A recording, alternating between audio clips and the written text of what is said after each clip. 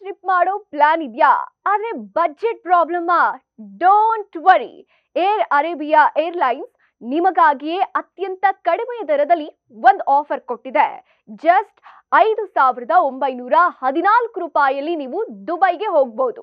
ಈ ಒಂದು ಆಫರ್ನಿಂದ ಅರಬ್ನ Sharjah, Abu Dhabi ಹಾಗೂ ರಜಲ್ ಖೈಮಾವನ್ನ ತಲುಪೋಕೆ ನೀಡಬೇಕಾಗಿರೋದು ಜಸ್ಟ್ 5,914 ರೂಪಾಯಿ ಮಾತ್ರ. ಈ ಆಫರ್ ಫೆಬ್ರವರಿ 17ರಿಂದ ಮಾರ್ಚ್ 2ರವರೆಗೆ ಚಾಲ್ತಿಯಲ್ಲಿರುತ್ತೆ.